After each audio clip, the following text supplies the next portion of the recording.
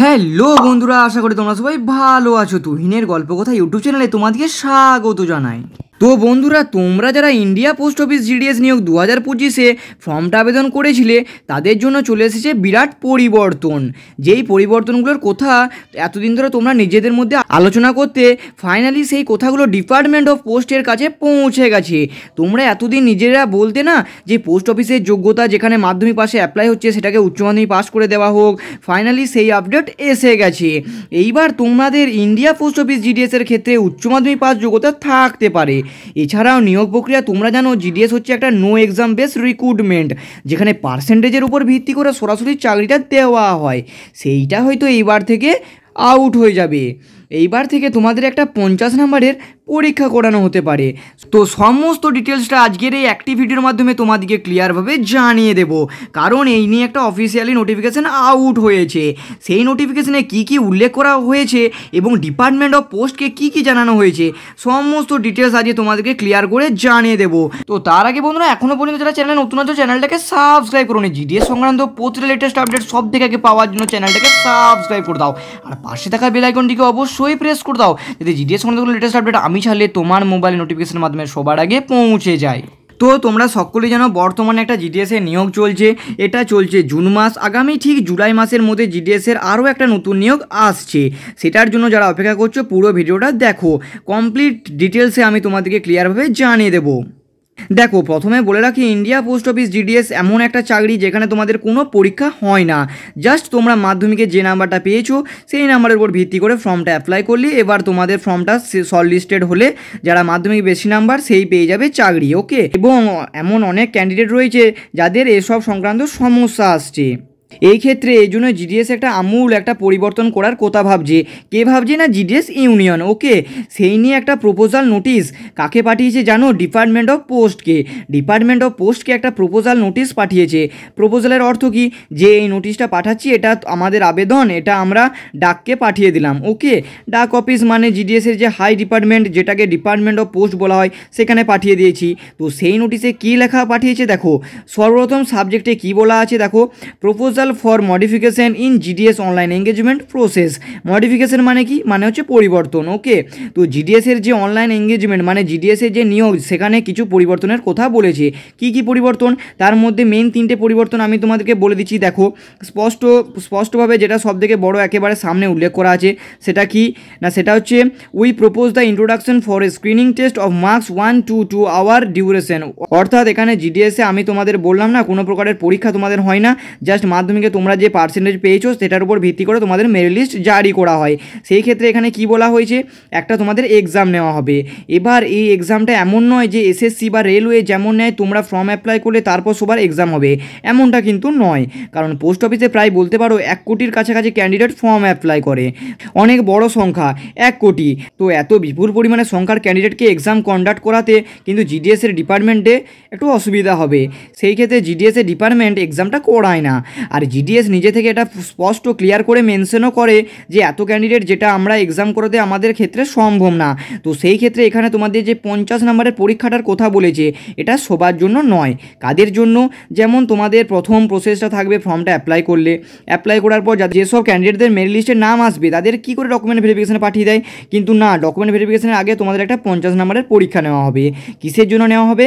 তোমাদেরকে এটা দেখে নেওয়া হবে যে তারা এর জন্য যোগ্য কিনা। তাদের তো নাম মেরিট লিস্টে এসে গেছে, তারা যদি এই 50 নম্বরের স্ক্রিনিং টেস্ট মানে একটা এক্সাম সেটা যদি ক্লিয়ার করে নেয় তাহলে বুঝতে পারবে যে এরা যোগ্য প্রার্থী, এদের নিয়োগটা একটু ফাস্ট হবে। ওকে, তো সেই 50 নম্বরের পরীক্ষা তারা ডিউরেশন কি বলেছে, 1 to 2 hour, মানে 1 থেকে 2 ঘন্টা সময় দেওয়া হবে। এইবার দেখো, এই যে 50 নম্বরের পরীক্ষা এটা প্রপোজাল পাঠিয়েছে ডিপার্টমেন্ট অফ পোস্টের কাছে। এটাকে এবার অ্যাপ্রুভ দেবে কিনা সেটা ডিপার্টমেন্ট অফ পোস্ট জানে। এখন কেবলমাত্র প্রপোজালটা পাঠানো হয়েছে, এবার দেখা যাক। তবে আমি যেটুকু মনে করি এই 50 নম্বরের পরীক্ষাটা নেওয়া হতে পারে, কারণ এর থেকে সঠিক ক্যান্ডিডেটদের নির্বাচন হবে, যেটা প্রতিবারে ভুল হয়ে যাচ্ছে। অনেক ক্যান্ডিডেট যারা যোগ্য নয় তারা কিন্তু পৌঁছে যাচ্ছে। সেই ক্ষেত্রে আমি আশা করছি তোমাদের 50 নম্বরের পরীক্ষাটা হতে পারে। এটা হলে তোমাদের একটু সুবিধা হবে। যারা রিয়েল ক্যান্ডিডেট, যারা যোগ্য, তারাই পাবে চাকরি। ওকে, এটা হচ্ছে তোমাদের প্রথম প্রপোজাল। দ্বিতীয় প্রপোজাল কি না, দ্বিতীয় প্রপোজাল হচ্ছে তোমাদের কোয়ালিফিকেশনের উপর। কোয়ালিফিকেশন মানে শিক্ষাগত যোগ্যতা, মানে তোমাদের এবারে শিক্ষাগত যোগ্যতা 10+2 মানে 12 পাস অর্থাৎ উচ্চ মাধ্যমিক পাস থাকলে তোমরা আবেদন করতে পারবে। এইটার জন্য কিন্তু প্রপোজাল করেছে, অর্থাৎ যেখানে তোমরা কেবল মাধ্যমিক পাসে অ্যাপ্লাই করেছিলে সেটাকে বলা হচ্ছে এবার উচ্চ মাধ্যমিক পাস করে দেওয়া হোক। তো আমার মনে হয় এটাকে উচ্চ মাধ্যমিক পাস না করে মাধ্যমিক পাস অর্থাৎ 10th পাসই রেখে দেওয়াই হোক, কারণ যেহেতু জিডিএস এটা গ্রুপ ডি এর নিচের লেভেলেও চাকরি। তুমি যদি উচ্চ মাধ্যমিক পাসেও এখানে জয়েন করো স্যালারি একই থাকবে, স্যালারিতে কোনো পরিবর্তন আসবে না। তাহলে একজন মাধ্যমিক পাস হিসেবে 18 থেকে 19 হাজার টাকা স্যালারি তাও মোটামুটি ঠিক আছে, কিন্তু উচ্চ মাধ্যমিক পাসে একটা ক্যান্ডিডেট সে যদি 18 থেকে 19 হাজার টাকা স্যালারি পায় তাহলে সেটা কিন্তু মানা যাবে না। সেই ক্ষেত্রে জিডিএসের 10th পাসই ঠিকই আছে আমার মনে হয়। তো তোমাদের কি মনে হয় সেটা কিন্তু অবশ্যই কমেন্ট করে জানাতে ভুলো না। তো উচ্চ মাধ্যমিক এটা কিন্তু তোমাদের অ্যাকসেপ্ট করবে না ডিপার্টমেন্ট অফ পোস্ট এটা কখনোই করবে না যে এটা 10 পাসই রাখবে। তাও এটা তোমাদের প্রপোজালটা পাঠিয়েছে, কিন্তু এটা অ্যাকসেপ্ট হবে না আমার মনে হচ্ছে। তো তোমরা মিলিয়ে নেবে। তো তোমরা দেখবে এটা 12 পাস হবে না। ওকে, এই গেল তোমাদের সেকেন্ড প্রপোজাল। থার্ড প্রপোজালটা কি, এটা কিন্তু খুব ভালো বিষয়। দেখো থার্ড যে প্রপোজাল সেটা বলেছে লোকাল ক্যান্ডিডেট ফার্স্ট বেনিফিট। এটার অর্থ হলো আমাদের জিডিএস যখন ফর্মটা অ্যাপ্লাই হয় আমাদের সারা ভারতবর্ষে যতগুলো সার্কেল রয়েছে সমস্ত সার্কেলে অ্যাপ্লাই হয়। তো সেখানে কি করে, বিশেষ করে এটা হিন্দি ভাষা রাজ্যগুলোর ক্ষেত্রে হয়। আমাদের পশ্চিমবঙ্গে তো ম্যাক্সিমাম বাঙালি অ্যাপ্লাই করে, অন্য রাজ্যের ক্যান্ডিডেট অ্যাপ্লাই করতে পারে না, কারণ আমাদের পশ্চিমবঙ্গের লোকাল ভাষা বেঙ্গলি, যারা বাংলা জানে তারা অ্যাপ্লাই করে। তো হিন্দি ভাষার যে রাজ্যগুলো রয়েছে সেগুলোর ক্ষেত্রে এটা কিন্তু একটা সমস্যা দেখা যায়। কীরকম, হিন্দি ভাষাতেও জানো তো হিন্দি কথা বলে, যেমন রাজস্থানেও হিন্দি বলে, দিল্লিতেও হিন্দি বলে, এছাড়া উত্তরপ্রদেশেও হিন্দি বলে। তো একজন উত্তরপ্রদেশের ক্যান্ডিডেট সে হিন্দি জানে, সে কিন্তু চাইলে দিল্লিতে অ্যাপ্লাই করতে পারে, কারণ দিল্লিতেও হিন্দি ভাষা চলে। তো কী করলো, সে একজন উত্তরপ্রদেশের ক্যান্ডিডেট হয়ে দিল্লির ভ্যাকেন্সিটা কিন্তু রিজার্ভ করে নিল। যদি সে সিলেক্ট হয়ে যায়, এবার সমস্যাটা কোথায় হয়, দিল্লির মানুষের সাথে কমিউনিকেশন করার জন্য, দিল্লির মানুষের সাথে সেখানে চলাফেরা, তাদের সাথে কমিউনিকেশন করা, সেখানকার রাস্তাঘাট এটা কিন্তু সে জানে না। আর বিশেষ সমস্যাটা কোন দিকে হয় জানো, পাহাড়ি অঞ্চলগুলোর দিকে, যেমন উত্তরাখণ্ড যেটা একটা পাহাড়ি অঞ্চল যেখানে কমিউনিকেশন করতে পারে না, যেমন আছে মেঘালয়। ওকে, এইসব জায়গাগুলোতে বিরাট বড় সমস্যা হয়। সেই ক্ষেত্রে কী হয়, তারা কমিউনিকেশন করতে পারে না, আর কমিউনিকেশন না করলে কাজটা কী করে হবে, এইটা একটা বিরাট বড় সমস্যা। এই কারণে বলা হচ্ছে লোকাল ক্যান্ডিডেট, প্রতিটা রাজ্যের যে লোকাল ক্যান্ডিডেট তাদেরকে আগে অগ্রাধিকার দেওয়া হোক, তারপর যারা বাইরে থেকে আসবে সেটা দেখা যাবে।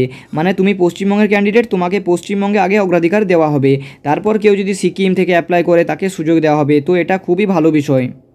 আমি আশা করছি এটা হলে সবার ক্ষেত্রেই ভালো হবে, তোমাদের ক্ষেত্রেও ভালো হবে, আর তোমাদের কাজের ক্ষেত্রেও ডিপার্টমেন্ট অফ পোস্টের ক্ষেত্রেও সকলের জন্য এটা ভালো হবে।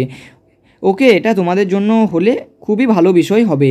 তো এই মেন 3টে তোমাদের পরিবর্তনের কথা বলেছে। এবার দেখা যাক এগুলোকে অ্যাপ্রুভ দেওয়া হয় কি না। এখনও পর্যন্ত অ্যাপ্রুভাল দেওয়া হয়নি, জাস্ট এটা একটা প্রপোজাল নোটিশ আউট হয়েছে। এই নোটিশটার পর এবার দেখা যাক তোমাদের ডিপার্টমেন্ট অফ পোস্টের তরফ থেকে কী সিদ্ধান্ত জানানো হয়। তো যখনই আবার জিডিএস সংক্রান্ত কোনো লেটেস্ট আপডেট আসবে আমি চ্যানেলে সবথেকে আগে প্রোভাইড করে দেবো। তাই তোমরা যারা এখনও পর্যন্ত চ্যানেলকে সাবস্ক্রাইব করো নি, জিডিএস সংক্রান্ত পোস্ট লেটেস্ট আপডেট সবথেকে আগে পাওয়ার জন্য চ্যানেলটাকে সাবস্ক্রাইব করে দাও, আর পাশে থাকা বেল আইকনটিকে অবশ্যই প্রেস করে দাও, যদি জিডিএস সংক্রান্ত কোনো লেটেস্ট আপডেট আমি চাইলে তোমার মোবাইল নোটিফিকেশন মাধ্যমে সবার আগে পৌঁছে যায়। এছাড়াও তোমরা জানো যে আমি চ্যানেলে বরাবরই জিডিএস সংক্রান্ত latest update, GK, work from home, scholarship এবং রেলওয়ে এবং নানা রকম সরকারি কাজের আপডেট দিয়ে থাকি। তাই তোমরা এই চ্যানেলটাকে সাবস্ক্রাইব করতে ভুলো না। তো বন্ধুরা তোমরা চ্যানেলটাকে কিন্তু সাবস্ক্রাইব করে রাখো, কারণ জিডিএসের আপডেট খুব শীঘ্রই আসতে চলেছে। জানো আগামী জুলাই মাসে তোমাদের নতুন নিয়োগ আসবে, সেই সংক্রান্ত আপডেট তোমরা কিন্তু এই চ্যানেলে পুরো একেবারে তথ্য পেয়ে যাবে। তাই তোমরা চ্যানেলটাকে সাবস্ক্রাইব করতে ভুলো না। তো বন্ধুরা আজকের এই লেটেস্ট আপডেটটি তোমাদের কেমন লাগলো অবশ্যই কমেন্ট করে জানাতে ভুলো না। তো বন্ধুরা আজকের মতো এই অবধি, দেখা হচ্ছে নেক্সট ভিডিওতে।